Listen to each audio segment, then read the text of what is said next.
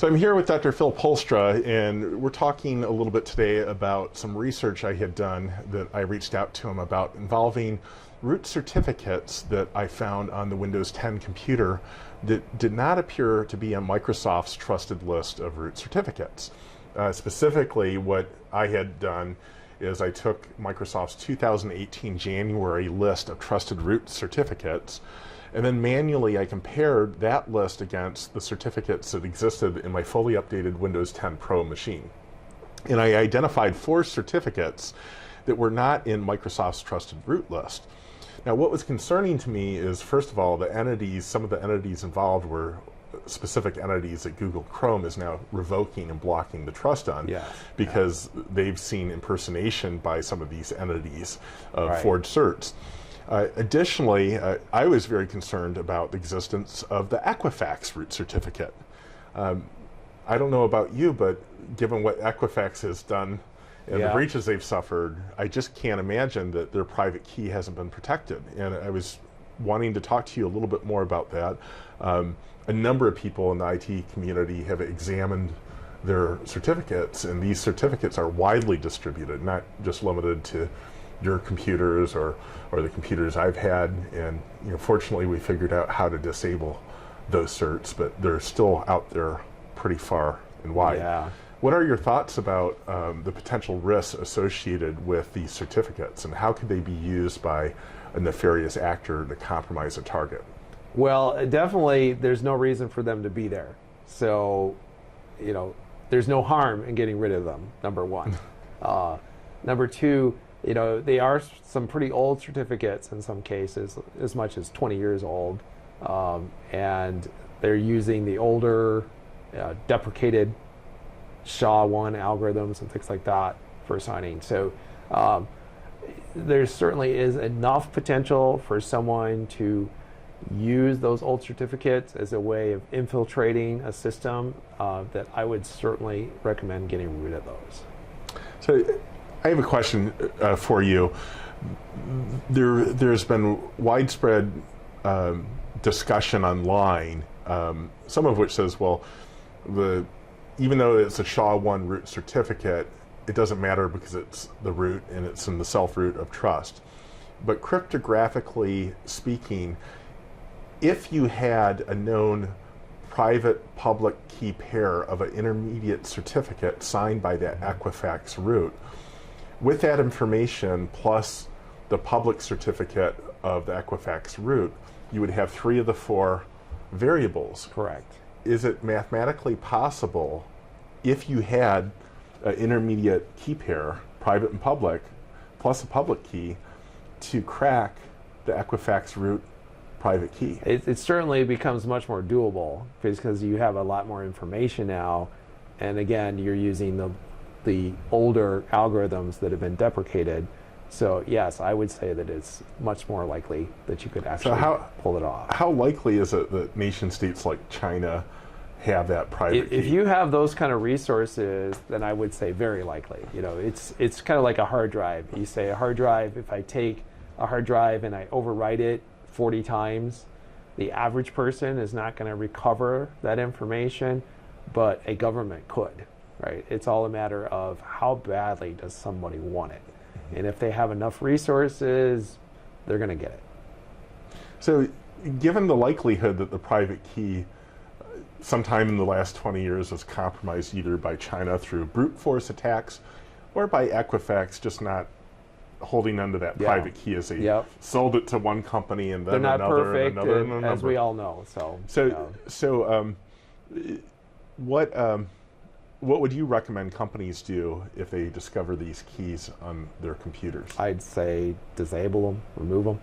But some have said that you need that for legacy hardware, and it should be there for legacy hardware. I don't believe that's true, and I'll say this: if something suddenly stopped working, I'd be very surprised. Yeah, but it would make sense that you don't trust it if you find your, I don't know, a classic device you need to play one of your favorite video games, and it was signed with the Equifax driver, then you could one-off choose to trust it for that instance. Sure.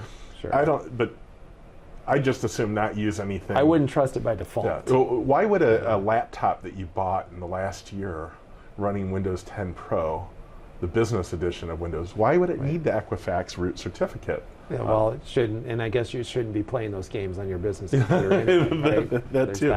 But I'm still struggling because, as I publish this research online, the people who've attacked me and tried to discredit the research, they've been focused more about not the root of the issue, which is, do you trust that the private key was protected? And they've been focusing on, can you demonstrate the ability to perform a certain type of cryptographic attack? Right. But you don't even need the math to be crackable if the private key is compromised, correct? Exactly. And so what happens, your root certificates in your trusted root, what can they do on a computer?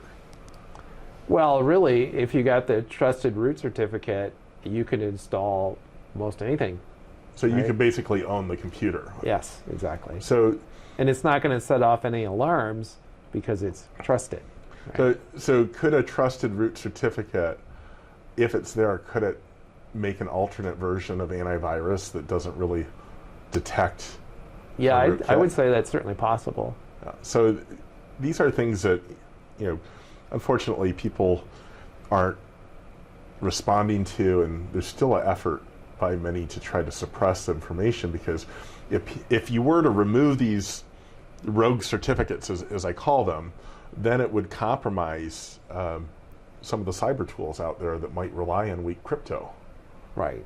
So, but why are they relying on weak crypto? Exactly. It's like, in my opinion, there should be a government public initiative to replace all private key, public key infrastructure, and so that everything in your trusted root should be ideally 2018 or later. Yeah. Now it might take a couple years to get there. Yeah. But we should be rekeying, and I'm still troubled by why some of our government agencies are still using keys that were signed by government agencies prior to compromises of the CIA, NSA. Yep. So you would think that, if you had a house break-in, you would change the locks, but we still haven't changed the locks on our government. So these compromises. And at a minimum, you would get better locks, more modern locks. Exactly.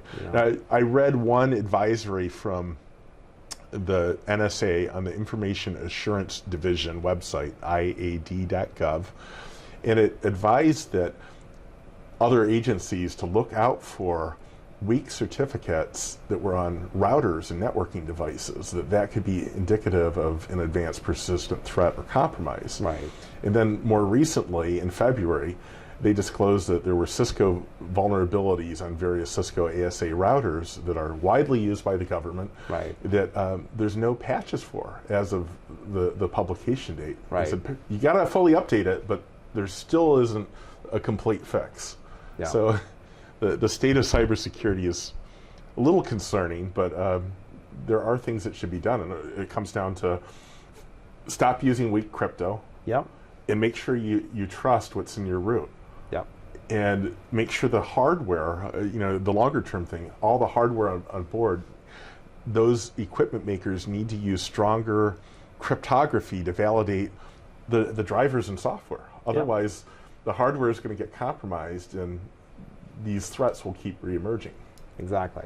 So what would you say that hardware makers should be doing today to help make the world more cyber secure? Wow, that's a good question. Some of the things you mentioned, certainly, let's use some better crypto.